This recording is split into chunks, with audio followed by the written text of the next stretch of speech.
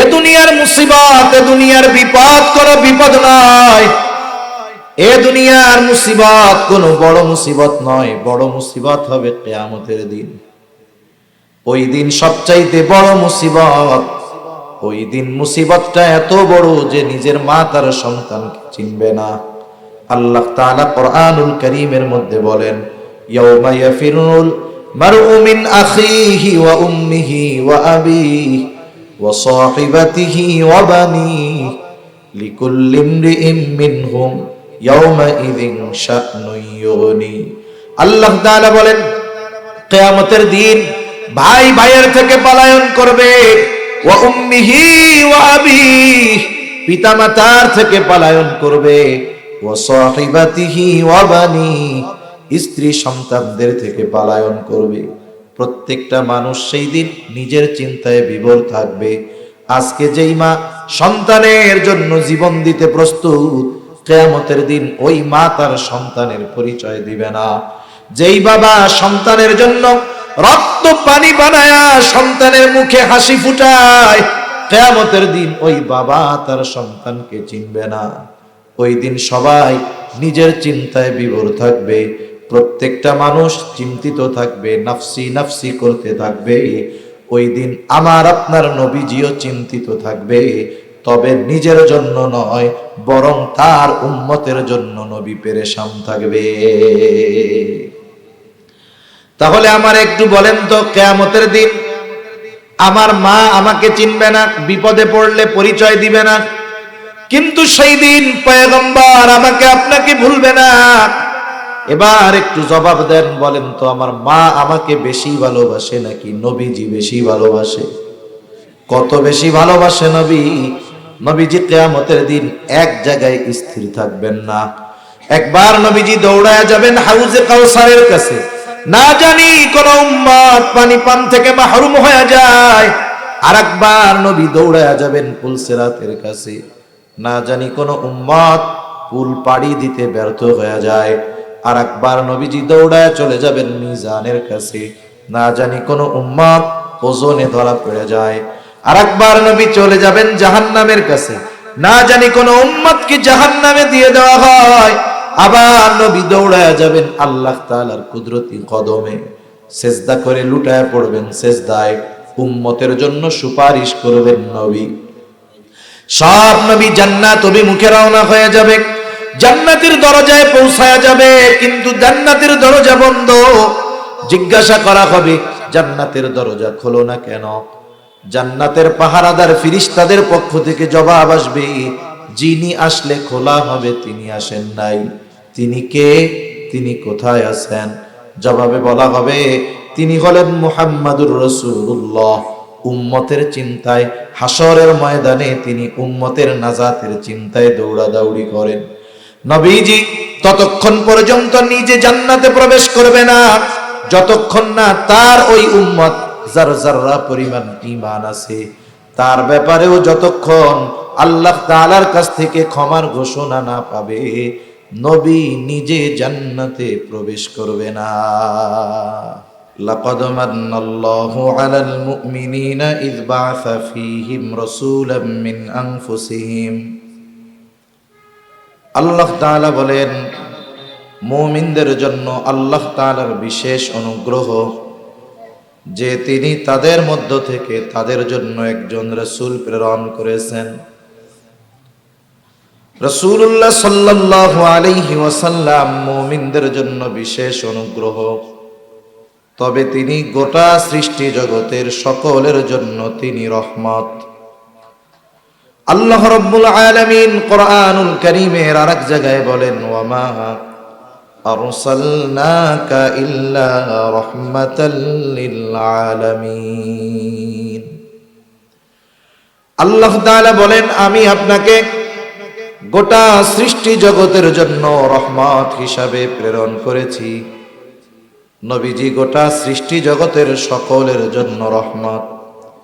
এই আয়াতের তাফসিরে ইমাম তাবারি রহমাতুল্লাহি আলাইহি বলেন, যদিও নবীজি মুমিনদের জন্য বিশেষ অনুগ্রহ, কিন্তু তিনি গোটা সৃষ্টি জগতের জন্য রহমত। তিনি যেমন মুমিনদের জন্য রহমত, নবীজি তেমন কাফেরদের জন্য রহমত। নবীজি কাফেরদের জন্য রহমত, কারণ এই দুনিয়ায় নবীজি রহমাতুল লিল আলামিন হওয়ার কারণে এই উপকার শুধু মুমিনরা ভোগ করে তা নয়, বরং কাফেররাও এর দ্বারা উপকৃত হয়। রাসূল আকরাম সাল্লাল্লাহু আলাইহি ওয়াসাল্লাম কাফেরদের বিরুদ্ধে জিহাদ করেছেন। ইমাম তাবারি রহমাতুল্লাহি আলাইহি বলেন, এই জিহাদটাও ছিল কাফেরদের জন্য রহমত, কিন্তু যারা ওই রহমত গ্রহণ করতে পেরেছে তারাই কামিয়াব, কিন্তু যারা পারে নাই তারা ব্যর্থ। এই জন্য কিয়ামত পর্যন্ত যত মানুষ দুনিয়ায় আসবে, শুধু মানুষ নয়, গোটা সৃষ্টি জগতে যত কিছু আল্লাহ সৃষ্টি করেছেন, সব সৃষ্টির জন্য আমার আপনার নবী হলেন রহমত। সৃষ্টি জগতের এমন একটা জায়গা নাই যেই জায়গার রহমত আমার আপনার নবী নয়। আল্লাহ তাআলা যেই জায়গার রব, আমার আপনার নবীও কিন্তু সেই জায়গার রহমত।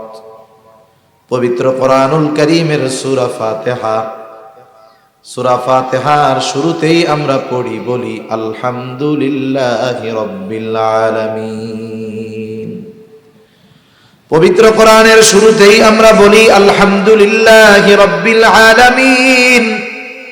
সকল প্রশংসা আল্লাহর জন্য, যিনি জগৎ সমূহের রব, জগৎ সমূহের প্রতিপালক। আলম এক বচন, আলামিন শব্দটা বহু বচন। আল্লাহ তাআলা আগেই আমাদেরকে জানায় দিয়েছেন এই পৃথিবী যে একটা জগৎ এমন নয়, বরং অগণিত জগৎ যিনি সৃষ্টি করেছেন তিনি কে। কত জগৎ আছে এর কোনো হিসাব নাই। মহাকাশের নিচে এই পৃথিবী কেমনে বুঝাই? মহাসমুদ্রের মধ্যে এক ফোঁটা জল পানি যেমন, মহা আকাশের নিচে এই পৃথিবীর অবস্থান তার চাইতেও কম। সুবহানাল্লাহ বলেন। আমরা তো এই দুনিয়ায় অবস্থান করে মনে করি আমাদের কি হইছে, আমাদের উপরে কে আছে। এদেশের শাসক যারা, দুনিয়ার শাসক যারা বিভিন্ন দেশের, ওরা মনে করে আমি কত বড় এক দেশের শাসক।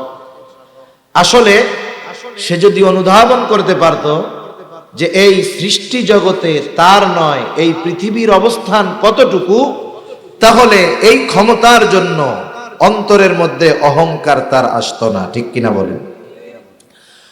আল্লাহ হলেন রব্বুল আলামিন, গোটা সৃষ্টি জগতের প্রতিপালক উনি, জগৎ সমূহের রব। আর আমার আপনার নবীজি হলেন জগৎ সমূহের জন্য রহমত।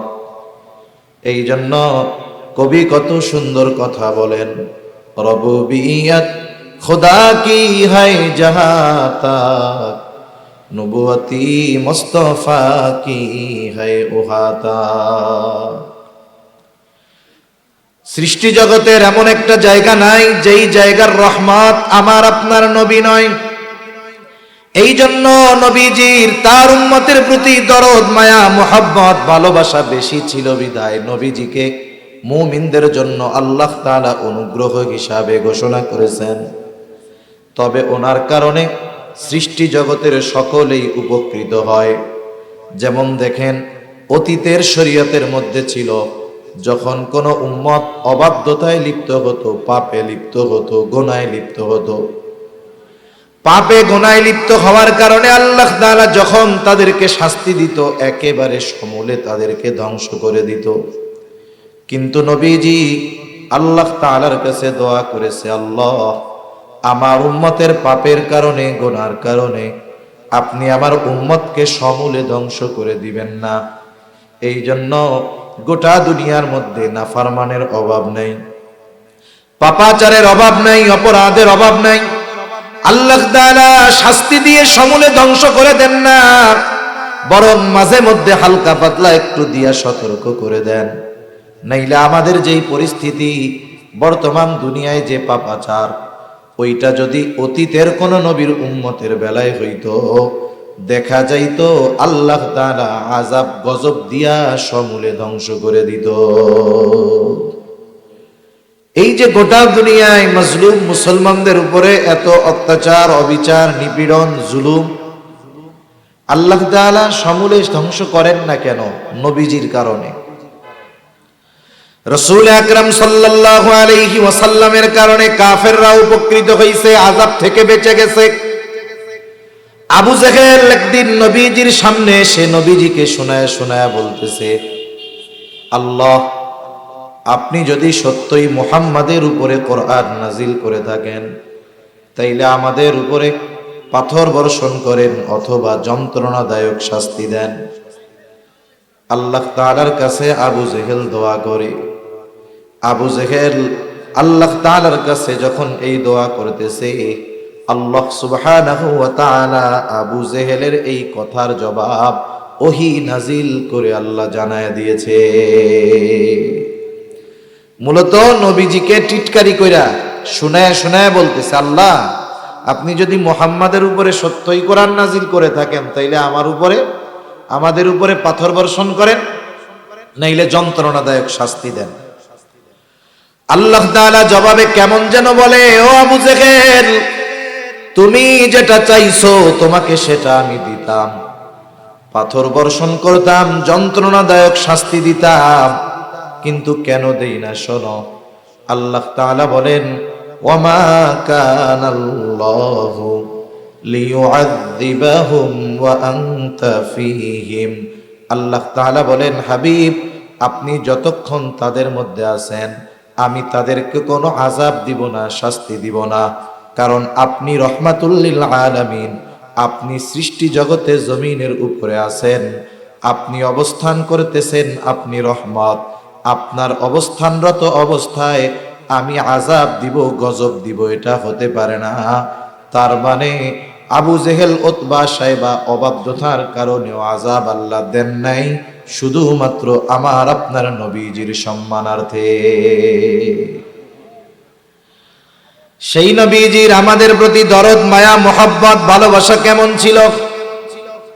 রাসূলুল্লাহ সাল্লাল্লাহু আলাইহি ওয়াসাল্লাম অপরিচিত কোন জায়গায় গিয়া দ্বীনের দাওয়াত দেন নাই, বরং দীর্ঘ সময় যাদের মধ্যে অবস্থান করেছেন তাদের মধ্যেই আগে দ্বীনের দাওয়াত দিয়েছেন। রাসূলুল্লাহ সাল্লাল্লাহু আলাইহি ওয়াসাল্লামকে কাফেররা খুব ভালো মতো চিনত। নবীজিকেই তারা উপাধি দিয়েছে আল আমিন, আস-সাদিক। জীবনের 40টা বছর নবীজি মক্কার মানুষের মধ্যে অতিবাহিত করেছে। মক্কার মানুষ খুব ভালো মতো জানে যে মুহাম্মদ কখনো মিথ্যা কথা বলে না, মুহাম্মদ কারো আমানতের খেয়ানত করে না। নবীজি এই পরিচিত পরিবেশে প্রথম দিনের দাওয়াত দিলেন। নবুয়ত প্রাপ্ত হওয়ার প্রথম 3 বছর আল্লাহ তাআলার নির্দেশে গোপনে দাওয়াত দিয়েছেন। 3 বছর পরে আল্লাহ তাআলার নির্দেশ, ওয়া আনজির আশীরাতাকাল আকরাবিন, ও পয়গম্বর, এখন আর গোপনে দাওয়াত চলবে না, প্রকাশ্যে দাওয়াত দেন। আপনার নিকটস্থ আত্মীয় স্বজন, পরিবার পরিজনকে সতর্ক করেন। এইবার নবীজি সবাইকে দাওয়াত দিবেন। 3 বছর দাওয়াত দিয়েছেন গোপনে গোপনে, এই বছর দাওয়াত দিবেন প্রকাশ্যে, কেমনে? নবীজি চিন্তা করলেন, সাফা পাহাড়ের উপরে দাঁড়ায় যাবেন। আপনারা যারা মক্কা গিয়েছেন, হজ করেছেন, উমরা করেছেন, সাফা পাহাড় দেখছেন, যদিও এখন ওটাকে বিভিন্ন স্থাপনার কারণে পুরাপুরি বোঝা যায় না। সাফা পাহাড় হলো আবু কুবাইস পাহাড়ের একটা অংশ। নবীজি এই পাহাড়ের উপরে দাঁড়ায় গেলেন, কারণ হাদিসের মধ্যে 2টা কথাই আসছে যে নবী কাফেরদের দাওয়াত দেওয়ার জন্য আবু কুবাইস পাহাড়ের উপরে দাঁড়াইছেন, আর এক হাদিসের মধ্যে আসছে সাফা পাহাড়ের উপরে দাঁড়িয়েছেন। অনেক সময় মানুষে চিন্তা করে আবু কুবাইস একটা, সাফা মনে হয় আর একটা। বিষয়টা এমন নয়, বরং সাফা পাহাড় হলো আবু কুবাইস পাহাড়ের একটা অংশ। নবীজি সাফা পাহাড়ের উপরে দাঁড়ায় গেলেন, মক্কাবাসীকে আহ্বান করলেন, কারণ এই পাহাড়ের এমন এক মর্যাদা ছিল, ওই আবু কুবাইস পাহাড়ের উপরে যদি কেউ দাঁড়াইয়া মানুষদের কাছে সাহায্য চাইতো, ওই পাহাড়ের গুরুত্ব মক্কার মানুষের কাছে এমন ছিল যেই হোক না কেন, পরিচিত হোক আর অপরিচিত হোক, ওই পাহাড়ের উপরে যখন কেউ দাঁড়াইতো, ওই ব্যক্তি যদি সাহায্য চাইতো, সকলেই তাকে সাহায্য করার জন্য ছুটে আসতো। এটা কি চলে এই জায়গায়? জেনারেটর? জেনারেটর এত আওয়াজ কেন? আপনাদের জেনারেটর?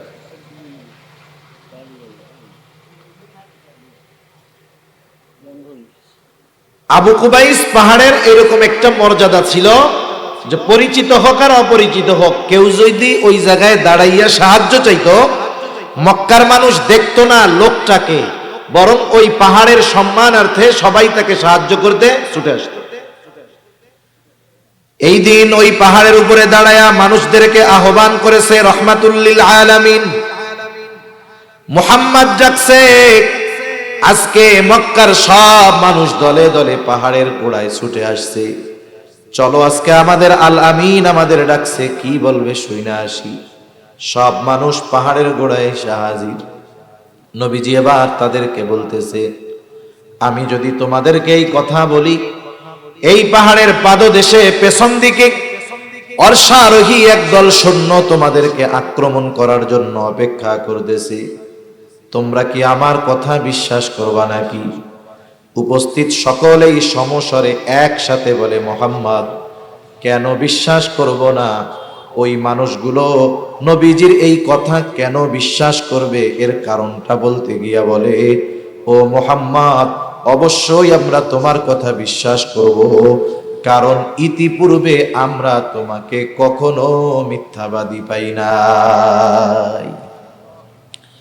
মক্কার মানুষ বলতেছে 43 বছর বয়স নবীজির, যখন সবাইরে দাওয়াত দিছে, ওরা বলতেছে যে আমরা তোমাকে কখনো মিথ্যাবাদী হিসাবে পাই নাই, তুমি জীবনে মিথ্যা কথা বলো নাই, তুমি আজকে মিথ্যা বলবা এটা হইতে পারে? অবশ্যই বিশ্বাস করবে। নবীজি সাল্লাল্লাহু আলাইহি ওয়াসাল্লাম যখন তাদেরকে বললেন, এক আল্লাহর ইবাদত করো, শিরিক থেকে বাঁচো, আল্লাহ তাআলা আমাকে নবুয়ত দিয়া তোমাদের মধ্যে পাঠাইছে। এইবার মক্কার মানুষ নবীজির এই কথা মানলো না। এইবার আবু জেহেল বলে, তাব্বাল্লাকা ইয়া মুহাম্মদ আলি হাদা জামাতানা, তোমার হাত ধ্বংস হোক, তুমি কি আমাদেরকে এই জন্য এখানে জমা করছো? চিন্তা করেন, যেই মানুষগুলো নবীজিকে এত বিশ্বাস করে, ওই মানুষগুলো যখন নবীজির এই সত্য কথা অবিশ্বাস করলো, বলেন তো নবীজির কষ্ট লাগছে কি লাগে নাই? মনে করেন একটা সত্য কথা, আপনাকে কেউ একটা বিষয়ে অপবাদ দিয়েছে, বলছে যে আপনি এটা করছেন। অপবাদ মানে কি? যেটা করে নাই সেটার ব্যাপারে তাকে অভিযুক্ত করছে। এখন আপনি একজন লোক অপরিচিত, তাকে বলতেছেন যে ভাই আমি এটা করি নাই। ওই লোক আপনার কথা বিশ্বাস করে নাই, ও বলে যে তুমি করছো। এই বিষয়ের কারণে সামান্য কষ্ট লাগবে কি লাগবে না? লাগবে। কিন্তু আপনার ঘরের মানুষ, আপনার মা, আপনার বাবা, আপনার স্ত্রী, আপনার সন্তান, এরা যদি বলে, এদের কাছে যদি বলেন যে আমি এই কাজটা করি নাই, আপনার এই সত্য কথা যদি আপনার কাছের মানুষ বিশ্বাস না করে, বলেন তো কষ্ট বেশি লাগবে না কম লাগবে? নিঃসন্দেহে কষ্ট বেশি লাগবে।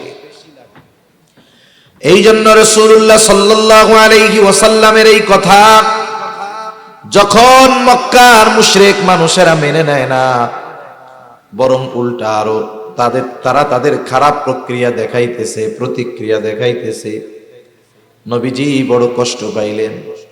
নবীজি খুব ভালো মতো জানে, এরা আমাকে যত বিশ্বাস করুক না কেন, যত ভালোবাসুক না কেন, এরা যদি ঈমান না আনে, তাহলে আল্লাহ তাআলার কাছে এদের নাজাত পাওয়ার কোনো উপায় নাই। সেই জন্য নবীজির তাদের জন্য অন্তরে ব্যথা। রাসূলুল্লাহ সাল্লাল্লাহু আলাইহি ওয়াসাল্লামের দাওয়াত যখন মক্কার মানুষ মেনে নেয় না, নবীজি দুইটা চিন্তা করতেছে। এক নাম্বার চিন্তা, না জানি আমি আমার এই দায়িত্ব যথাযথভাবে পালন করতে পারতেছি কিনা, আমার কথাই তো এরা ঈমান আনে না, না জানি এরা আমার কথা বুঝতে পারতেছে কিনা, আমার দায়িত্ব ঠিকমতো পালন হচ্ছে কিনা। দুই নাম্বার, এই মানুষগুলো দূরের কেউ নয়, নবীজির কাছের মানুষ, আপনজন, প্রিয়জন, এরা যদি ঈমান না আনে এদের ঠিকানা হবে জাহান্নাম। মনে করেন একই ক্ষতি যদি আপনার কাছের মানুষের হয়, একই ক্ষতি যদি অপরিচিত আরেকজনের হয়, দুইটাই কষ্টের, কিন্তু বলেন তো বেশি কষ্ট কোনটায় লাগবে? আপনার কাছের মানুষ যদি কোনো ক্ষতিতে পড়ে এটাতে কষ্ট বেশি লাগবে। আপনার সন্তান, আপনার চাচা, আপনার ভাই, আপনার ভাতিজা, এদের যদি ওই ক্ষতিটা হয় কষ্ট বেশি লাগবে। মানুষ হিসাবে অপরিচিত একজনের কষ্ট হলে কষ্ট লাগবে ঠিক, কিন্তু আপনজনের জন্য কষ্টটা বেশি লাগবে, তাই না? হায় রে, 40 বছর আমি যাদের সাথে থাকছি, আমার সাথে এদের এত সম্পর্ক, এরাই আমাকে আল আমিন উপাধি দিয়েছে, এরাই আমাকে as-সাদিক উপাধি দিয়েছে। এই মানুষগুলো যদি এখন ঈমান না আনে, এরা তো আখিরাতে জাহান্নাম ছাড়া এদের কোনো উপায় থাকবে না। নবীজি এই চিন্তায়, খাওয়া দাওয়া কমে গেছে, পেরেশানি টেনশনে খাওয়া দাওয়া কমে গেছে। স্বাভাবিক মানুষ যদি ডিপ্রেশনে ভুগে, টেনশনে ভুগে, খাওয়া দাওয়া ভালো লাগে না, অসুস্থতা পেয়ে বসে দুর্বল হয়ে যায়, নবীজির ওই অবস্থা।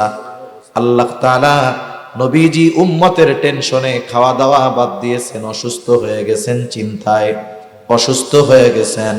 অসুস্থতার মাত্রা কতটা বেশি ছিল যে স্বয়ং আল্লাহ তাআলা ওহী নাজিল করে বলেন, লাআল্লাকা বাখিউন নাফসাকা আল্লা ইয়াকুনু মুমিনিন।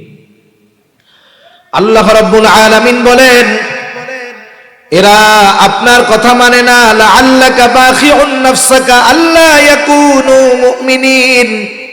ও হাবিব, এরা ঈমান না আনার কারণে আপনি নিজেকে নিজে মৃত্যু মুখে ঠেলা দিচ্ছেন। এরা ঈমান আনে না, এই টেনশনে আপনি তো নিজের ক্ষতি করে ফেলতেছেন। একটু চিন্তা করে দেখেন যে উম্মতের প্রতি কত দরদ, কত মায়া, কত মহব্বত থাকার কারণে ওই উম্মত যখন দ্বীনের পথে আসে না, ঈমান আনে না, নবীজি টেনশনে পড়ে যাইতেন, পেরেশান হইতেন। এটা শুধুমাত্র নবীজির তার উম্মতের মহব্বত আর ভালোবাসার কারণে।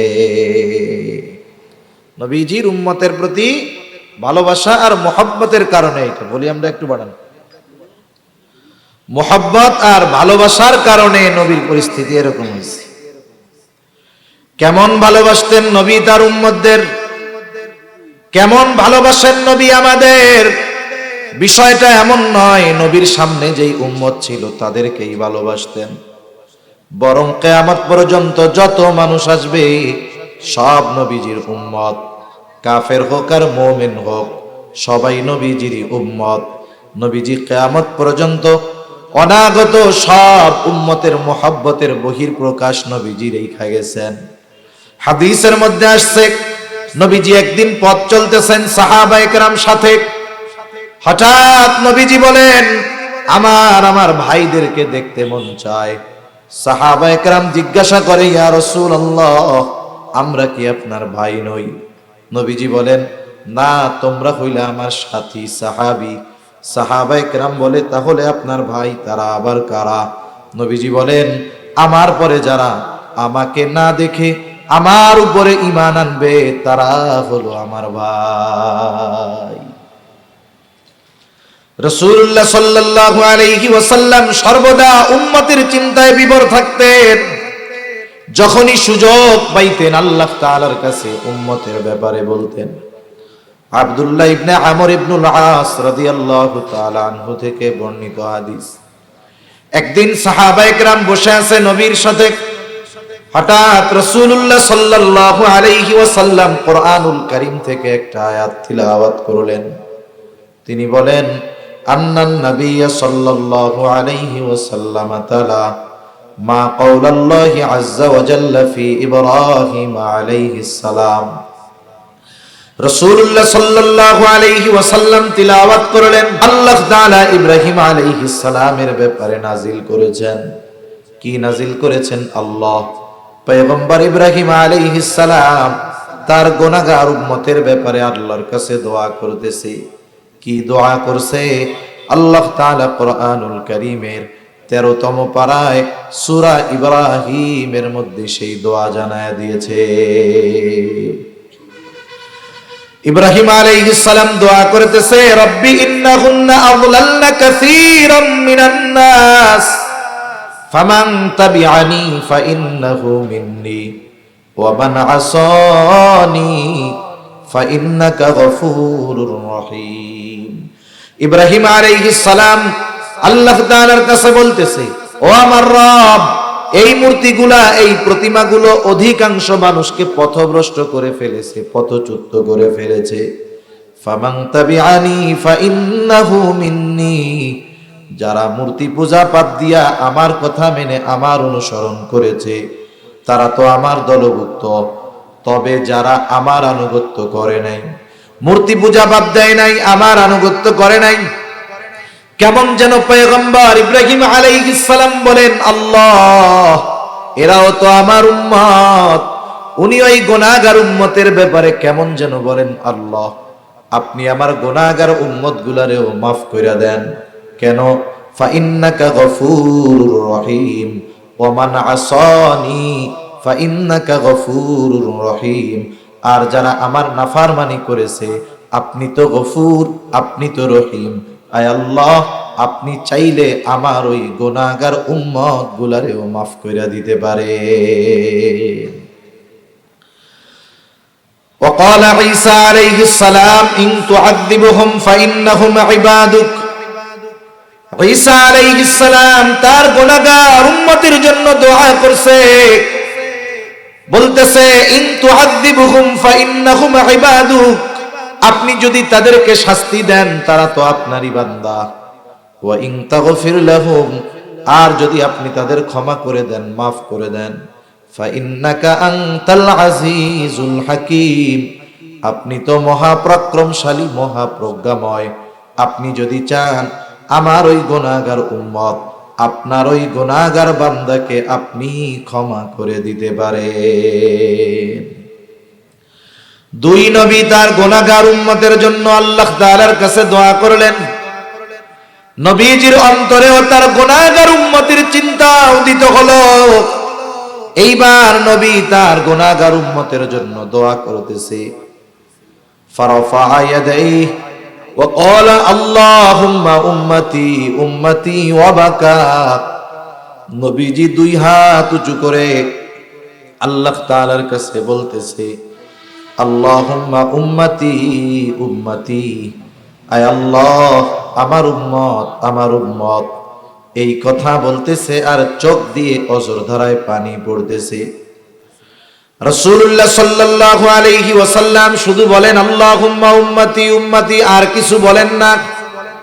কিন্তু নবীজি মূলত কি বলতে চায় বলেন তো? দুনিয়ার কেউ জানুক আর না জানুক, দুনিয়ার কেউ বুঝুক আর না বুঝুক, মূলত নবীজি কি বলতে চায়, যিনি বোঝেন, যিনি জানেন, তিনি কে? আল্লাহ তাআলা জানে নবী কি বলতে চায়। এরপরে আল্লাহ তাআলা জিবরাইল আলাইহিস সালামকে পাঠিয়ে দিলেন, যাও জিবরাইল, মুহাম্মাদের কান্নার কারণ জিজ্ঞাসা করো। জিবরাইল আলাইহিস সালাম রাসূলুল্লাহ সাল্লাল্লাহু আলাইহি ওয়াসাল্লামের কাছে আয়েশা বলে, আপনি কেন কান্না করেন? আপনার কান্নার কারণ আল্লাহ জানতে চায়। যদিও তিনি সব জানেন, এরপরেও তিনি জানতে চান। নবীজি জিবরাইল আলাইহিস সালাতু ওয়াস সালামের কাছে কান্নার কারণটা খুলে বললেন। গুনাহগার উম্মতের জন্য যা বলার সব কিছু বললেন। জিবরাইল আলাইহিস সালাম আল্লাহ তাআলার কাছে গিয়ে আমার আপনার নবীজির কান্নার কারণ জানায়া বললেন। ওনার কান্নার কারণ হইল ওনার গুনাহগার উম্মতের জন্য ক্ষমা, মাগফিরাত। আল্লাহ তাআলা জিবরাইল আলাইহিস সালামকে বললেন, যাও মুহাম্মদকে গিয়ে জানায়া দাও, আমি অচিরেই তাকে তার উম্মতের ব্যাপারে সন্তুষ্ট করব, আমি তাকে তার উম্মতের ব্যাপারে অসন্তুষ্ট করব না। রাসূলুল্লাহ সাল্লাল্লাহু আলাইহি ওয়াসাল্লাম উম্মতের ব্যাপারে এমন চিন্তিত ছিলেন, উম্মতের দ্বারা কষ্ট পাইলেও উম্মতের জন্য বরদোয়া করেন নাই। তায়েফে যখন নবীজি গেছেন, তায়েফের মানুষ নবীজির উপরে কত জুলুম, কত অত্যাচার। পাথর মারতে মারতে নবীজির গোটা দেহ তারা রক্তাক্ত করে ফেলেছে। পাথরের আঘাতে নবীজির পবিত্র দেহ মোবারক ক্ষত বিক্ষত হয়ে গেছে, ক্ষত হয়ে গেছে, জায়গায় গর্ত হয়ে গেছে, রক্ত বের হয়েছে। আয়েশা সিদ্দিকা রাদিয়াল্লাহু তাআলা আনহা একদিন নবীজিকে বলতেছে, ইয়া রাসূলুল্লাহ, আপনার গায়ে এইগুলো কিসের দাগ? আপনার কি কখনো বসন্ত হয়েছিল নাকি? নবীজি বলেন, না আয়েশা, আমার কখনো বসন্ত হয় নাই। তাইলে এই দাগগুলো কিসের? নবীজি বললেন, আয়েশা, আমি যখন তায়েফে দ্বীনের দাওয়াত নিয়ে গিয়েছিলাম, তায়েফের মানুষ বুঝে নাই, তারা আমাকে যেই পাথর নিক্ষেপ করেছিল এইগুলো হলো তাদের নিক্ষিপ্ত পাথরের আঘাতের দাগ। এত পরিমাণ রক্ত নবীজির গা বেয়ে বেয়ে পড়ছে, গায়ের পোশাক পুরো ভিজে গেছে, রক্তে রঞ্জিত হয়ে গেছে, গা বেয়ে বেয়ে রক্ত পড়ে জুতার মধ্যে গেছে, রক্ত শুকায়া জুতা পায়ের সাথে লেগে গেছে। সারাদিন নবী দ্বীনের দাওয়াত দিয়েছেন, শুধু এক কথা বলো, লা ইলাহা ইল্লাল্লাহ তুফলিহু, তোমরা সফল হয়ে যাইবা। কিন্তু মানুষেরা বুঝে নাই, পাথর দিয়ে আঘাত করেছে, নবীজি রক্তাক্ত। পড়ন্ত বিকালে নবীজি এক আঙ্গুর বাগানের পাশে গিয়া বিশ্রাম নেন। ইতিমধ্যে জিবরাইল আলাইহিস সালাম হাজির, এসে সালাম দিয়ে বলে, ইয়া রাসূলুল্লাহ, এই সম্প্রদায় আপনার সাথে কেমন আচরণ করছে আল্লাহ তাআলা সব দেখেছেন। আজকে আমি একা আসি নাই, আমার সাথে নতুন একজন ফেরেশতাকে পাঠানো হয়েছে, যে ইতিপূর্বে কখনো আপনার নিকটে আসে নাই। নবীজি বলেন, এইবার ওই ফেরেশতা আসলো। আয়েশা সালাম দিয়া বলে, ইয়া রাসূলুল্লাহ, এই কওম আপনার সাথে কেমন আচরণ করেছে আপনার মালিক সব দেখেছেন, তিনি জানেন। আমি পাহাড়ের দায়িত্বে নিয়োজিত ফেরেশতা, আল্লাহ তাআলা আমাকে আপনার নির্দেশ পালনের জন্য পাঠিয়েছেন। ইয়া রাসূলুল্লাহ, আপনি যদি আমাকে নির্দেশ দেন, দুই পাহাড় দিয়ে তায়েফবাসীকে পিষে দেওয়া হবে। একেবারে অবস্থা এমন হবে, এই জায়গায় যে একটা জনবসতি ছিল এর কোনো অস্তিত্ব থাকবে না। চিন্তা করেন নবীজি কেমন ছিলেন, কারণ নবী তো প্রতিশোধ পরায়ণ ছিলেন না, নবী ছিলেন ক্ষমার আধার। এই জন্য নবীজিকে যদি কোনো কাফের কষ্ট দিত, নবীজি মাফ চাইলে মাফ করে দিতেন। নবীজির কাছে যখন আয়েশা বলতেছে, বলেন, আপনি বললেই দুই পাহাড় দিয়ে পিষে এদেরকে নিশ্চিহ্ন করে দিব। এই কথার জবাবে নবীজি বললেন, বাল আরজু আন ইয়াখরুজাল্লাহু মিন আসলাবিহিম মান ইয়াবুদুল্লাহ ওয়াহদাহু ওয়া লা ইউশরিকু বিহি শাইআ। নবীজি বললেন, শোনো, আমি তো আল্লাহ তাআলার কাছে এই মানুষগুলোর ব্যাপারে এই আশা পোষণ করি যে আল্লাহ তাআলা এই মানুষগুলোর মধ্য থেকে এমন এক প্রজন্ম বের করবে, এমন এক জাতি বের হবে যারা এক আল্লাহর ইবাদত করবে, তার সাথে কারো শরীক করবে না। আর আমরা যদি প্রতিশোধ নেওয়ার সুযোগ পাই তাহলে কি করি? 10 বছর আগে একজন আমাকে কথা দিয়ে কষ্ট দিছে, এখন আমার একটু পাওয়ার হয়েছে, আমি ওই 10 বছর আগের কথার প্রতিশোধ নেওয়ার চেষ্টা করি, ঠিক কিনা বলেন? সেজন্য আমরা ক্ষমার গুণে গুণান্বিত হব। যে বিষয়গুলো ক্ষমা করলে শরীয়তের কোনো সমস্যা নাই, এই ধরনের বিষয়গুলো যদি ক্ষমা করতে পারি, এর দ্বারা আল্লাহ তাআলা আমাকে আপনাকে আরো ভালো কিছু দিবে ইনশাআল্লাহ। নবীজির উম্মতের প্রতি দরদের কারণে, উম্মতের দ্বারা আঘাতপ্রাপ্ত হওয়ার কারণে নবীজি কষ্ট দেন নাই, বদদোয়া দেন নাই, বরং তাদের জন্য আরো আশা করেছেন এরাও ভালো হবে, অথবা এদের পরবর্তী প্রজন্ম ভালো হয়ে যাবে। এটা মোহাব্বত, ভালোবাসার কারণে। যখন উম্মত নবীজির কথা শুনতো না, নবীজি চিন্তিত হইতেন উম্মতের জন্য। এই জন্য নবী উপমা দিতেন, তোমাদের মধ্যে আর আমার মধ্যে উপমা হলো ওই ব্যক্তির ন্যায় যে আগুন জ্বালাইলো। এখন তো শহর সব জায়গায় কারেন্ট আছে, আলো আছে, এরপরেও মাঝে মধ্যে দেখবেন সময় আসে, বিশেষ করে ফসলের সময়, লাইট জ্বালাইলে চতুর্দিক দিয়া পোকা আসে কি আসে না? এত আলো চতুর্দিকে, তারপরেও আসে। আগে যখন কারেন্ট ছিল না, অন্ধকারে যদি আগুন জ্বালানো হইতো, চতুর্দিকের সব পোকা এসে হাজির। শুধু আসতো তা নয়, লাফ দিয়া ওই আগুনের মধ্যে পইড়া নিজে পুড়তো আর মরতো। যিনি আগুন জ্বালাইছেন, নবীজি বলেন, সে হাত দিয়া আগুন পোকামাকড় গুলাকে সরায় দেয়, কীট পতঙ্গ গুলাকে সরায় দেয়, তারা তো সরেই না, বরং লাফ দিয়া আগুনে পড়ে আর মরে। নবীজি বলেন, আমি তোমাদের কোমর ধরে ধরে জাহান্নামের দিক থেকে টেনে আনি, আর তোমরা আমার হাত থেকে ছুটে ওই দিকে তোমরা পালাও, জাহান্নামের দিকে চলে যাও। কতটা দরদ উম্মতের জন্য থাকলে নবীজি এইরকম উপমা দিতে পারেন।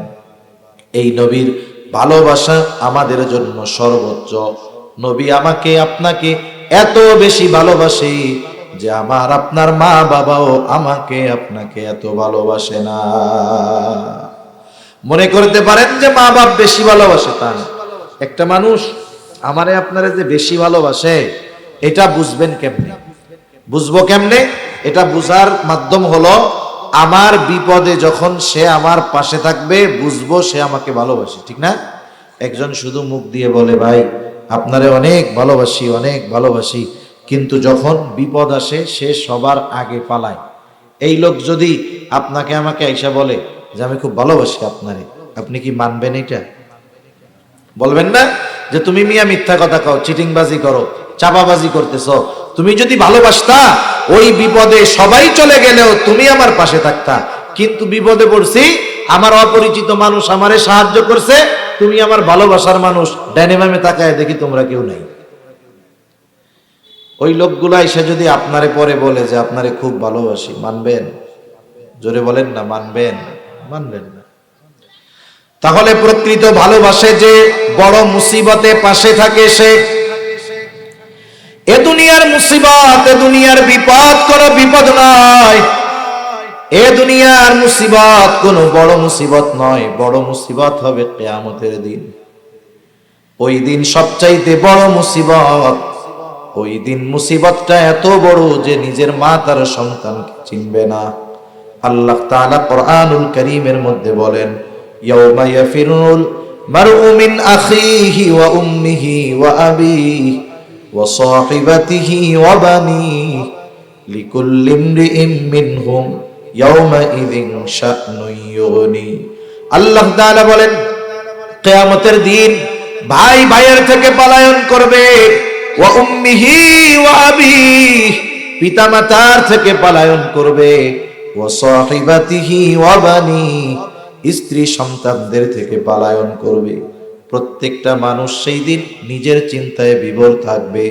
আজকে যেই মা সন্তানের জন্য জীবন দিতে প্রস্তুত, কিয়ামতের দিন ওই মা তার সন্তানের পরিচয় দিবে না। যেই বাবা সন্তানের জন্য রক্ত পানি বানায়া সন্তানের মুখে হাসি ফুটায়, কিয়ামতের দিন ওই বাবা তার সন্তানকে চিনবে না। ওই দিন সবাই নিজের চিন্তায় বিভোর থাকবে। প্রত্যেকটা মানুষ চিন্তিত থাকবে, নাফসি নাফসি করতে থাকবে। ওই দিন আমার আপনার নবীজিও চিন্তিত থাকবে, তবে নিজের জন্য নয়, বরং তার উম্মতের জন্য নবী পেরেশান থাকবে।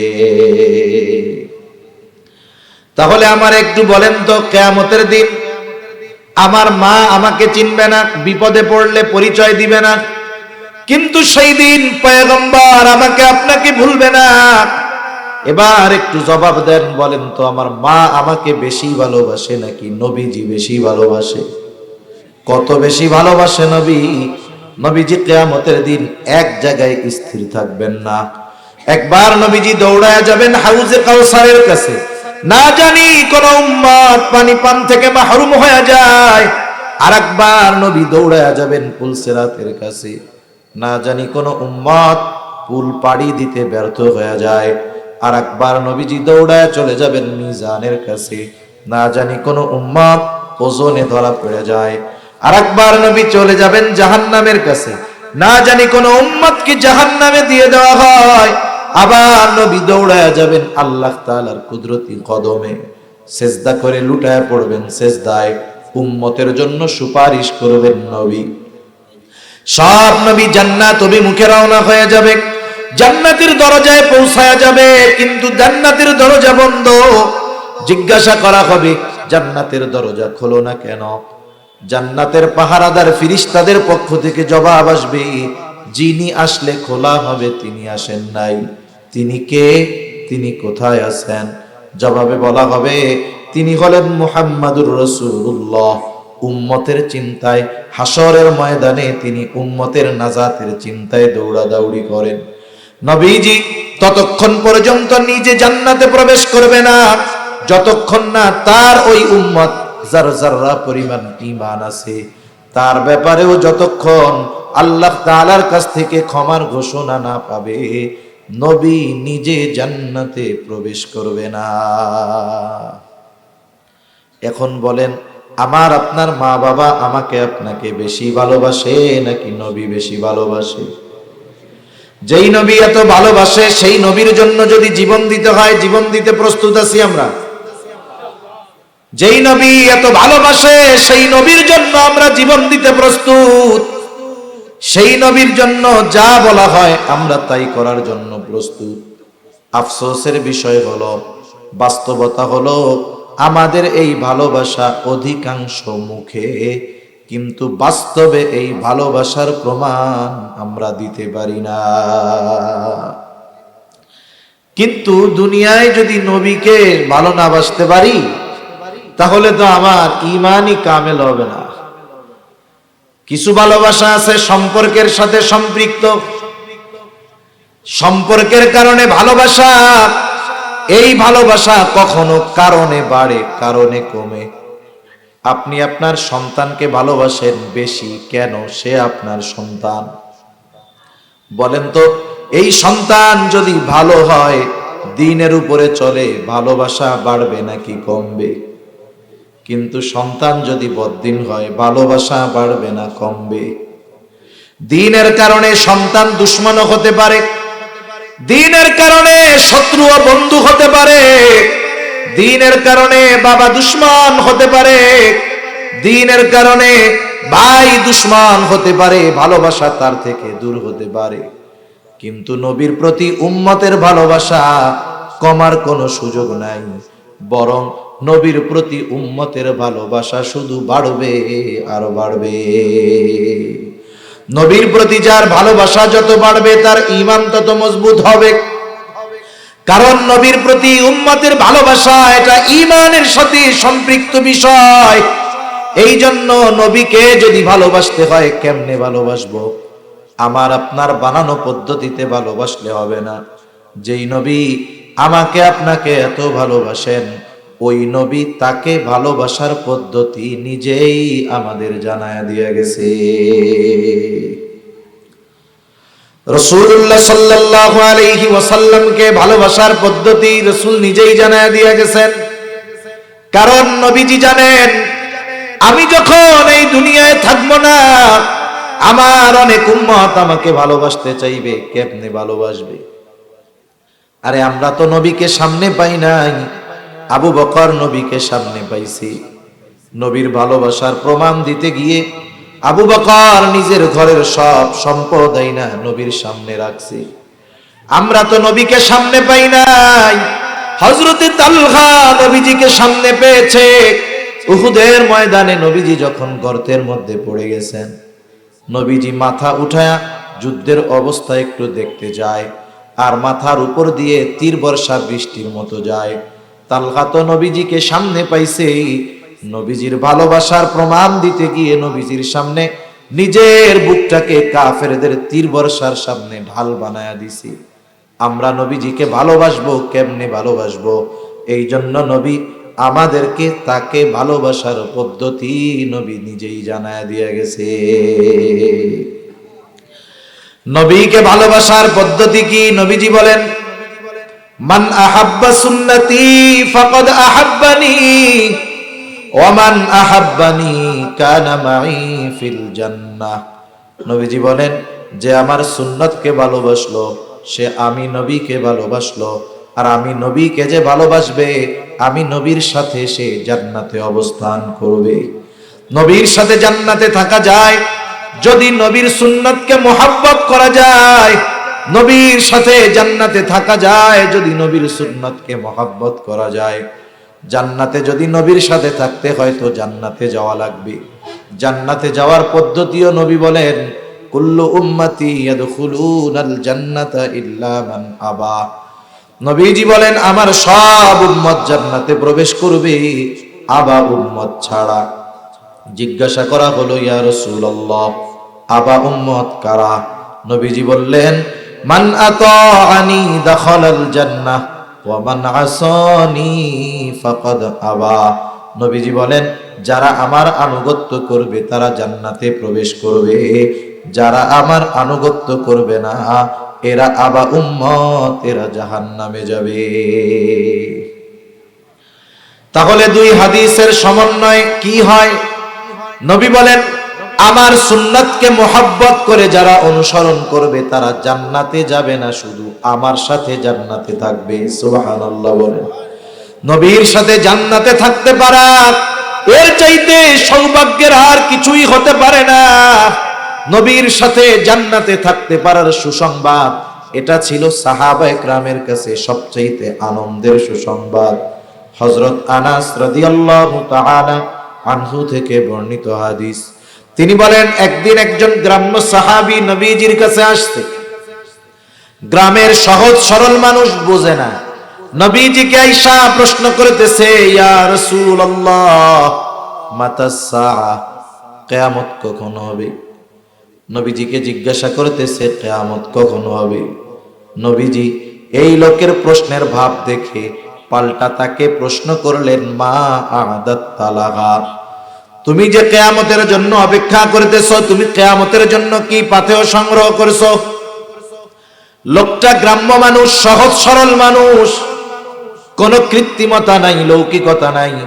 জবাবে বলতেছে, আমি আল্লাহ এবং তার রাসূলকে ভালোবাসি।